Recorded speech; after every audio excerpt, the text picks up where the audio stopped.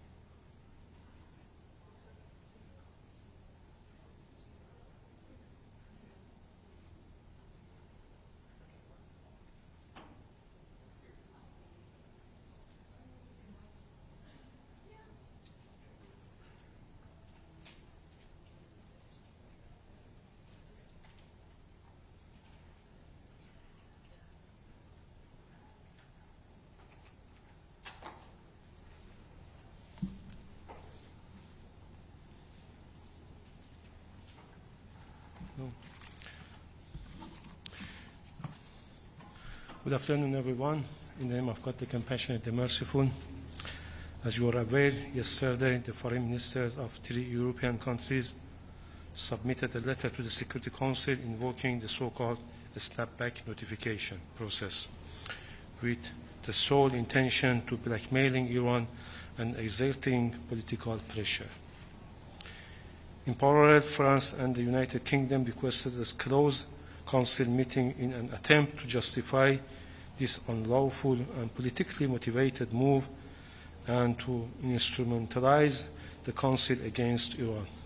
This meeting has just concluded. Prior to the meeting, representatives of the E3 appeared here, and while ignoring their own failures and significant non-compliance with the JCPoA and Resolution 2231, repeated baseless allegations. It was yet another desperate and cynical effort to distort realities on the ground and to legitimize their politically driven action. In this context, I wish to make a brief statement on Iran's position. Iran categorically rejects and condemns the unlawful notification by France, Germany, and the United Kingdom. This action sidesteps the JCPoA dispute resolution mechanism. It is an illegal attempt to bring back terminated resolution. It violates Resolution 2231. The E3 have no legal or moral standing to use the so-called snapback. Their notification is null and void. The JCPoA dispute resolution mechanism is a step-by-step process. It was designed to prevent abuse by parties like E3, who themselves have not respected their obligation. Some Council members, including China and Russia, confirmed that the E3 have not followed the proper procedure. This is a flawed political attempt against Iran. The E3 and the US violated the JCPoA first. They cannot now claim to act in good faith. Iran has consistently communicated to the Security Council, the UN Secretary General, and the EU as JCPoA coordinator the repeated failures and significant non-compliance by the United States and E3 during the past years. This flagrant violation of the JCPoA and Resolution 2231 are fully documented. Iran's remedial steps have been gradual, proportionate, and fully legal. The E3 action distorts reality. It rewards the violator and punishes the victims. The situation is simple. The US withdraw from the JCPoA. The EU and E3 failed to meet their own commitment. They even imposed new unlawful sanctions instead. Iran has shown maximum restraint. We engaged in negotiations. We stayed committed to diplomacy. The failure of talks was due to the US and E3, not Iran. While Iran was pursuing diplomacy, our safeguard nuclear facilities were attacked. This aggression was supported by the US and justified by the E3. Still, Iran did not abandon diplomacy.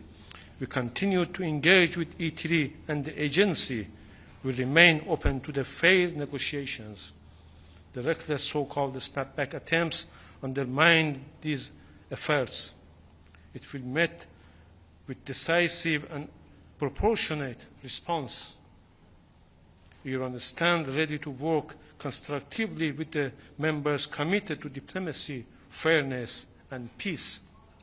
Iran is committed to diplomacy, but it will not negotiate under threats or coercion. Pressure tactics are designed to impose dictate, not to resolve issues, and Iran will never submit to them. We believe the Resolution 2231 must be implemented according to its original terms without political manipulation. Iran remains committed to peaceful nuclear energy and international engagement, but it will defend its right firmly. The Security Council must not allow itself to be misused by those who have violated Resolution 2231 and the JCPoA. The reckless decision by the E3 undermines Iran's cooperation with the IAEA and constitutes an unnecessary and provocative escalation. If unchecked, the E3's path will gravely damage the credibility and integrity of the Security Council and place international peace and security at serious risk. We call on the responsible member of the Security Council to defend the rule of law and reject this unlawful, unfounded, and politically motivated attempt by E3 to reimpose terminated resolutions. We support giving diplomacy more time to reach a new understanding and a new deal. The proposal by Russia and China for a short technical extension of Resolution 2231 is a practical step in this direction. The E3, however, has put forward an extension plan full of unrealistic preconditions. This is a hypocritical move. They are demanding conditions that should be the outcome of the negotiations, not the starting point, and they know these demands cannot be met. If they are truly sincere, they should stop this double game and support a short-time, unconditional technical extension of Resolution 2231. It is now the responsibility of the Security Council to decide on this matter. I thank you very much for your kind attention. Thank you.